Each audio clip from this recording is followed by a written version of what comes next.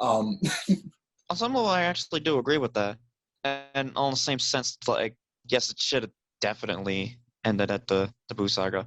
But I feel like if we did, we'd be way into the future now where people would say, uh, where there would be at least some new Dragon Ball game and someone would be like, I'm not going to play the same story over and over again, which I'm still hearing to this day. I think that's with Dragon Ball Z Kakarot, where it's the biggest issue. yeah, I would say they can write original stories. Like it doesn't have Yeah, to. I It think doesn't that's have my to be. biggest problem. It doesn't have to be canonical, especially if it's a video game. Like it doesn't have to be a story that exactly follows the manga every single time. I feel like that's Right.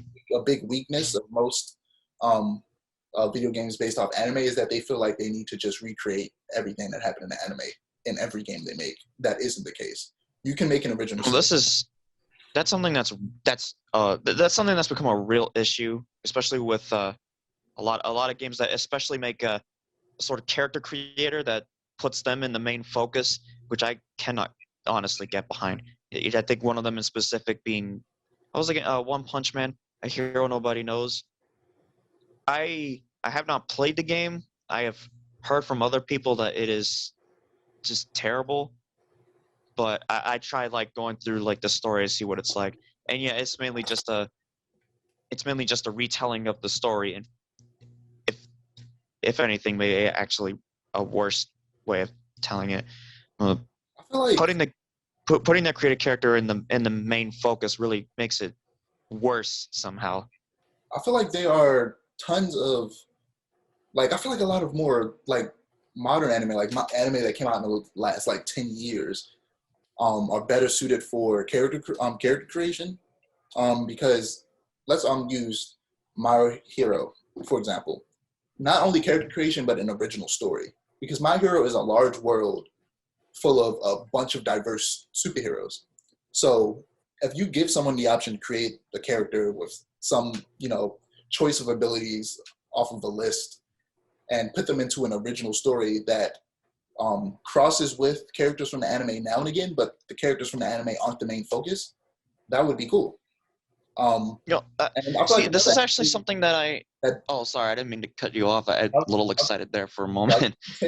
another uh, anime I feel like does that well, could do that well, is One Piece because it's that world is gigantic, and there are so many devil fruit abilities, or you could not have a devil fruit at all, and you could just use like hockey or something like that, or you could be a fisherman and use fisherman karate. Like you could, there's so much you can do with that universe because it's so large. The bigger the world, the easier it is to create an original story and allow to for them to allow for character customization and creation.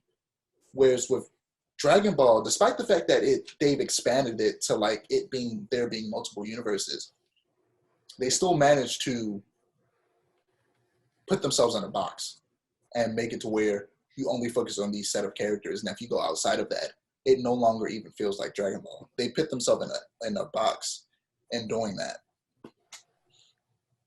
Yeah, I definitely had felt that. Cal and Keppel, Cool. I feel like I felt like definitely their story was a lot more rushed than I feel it should have been.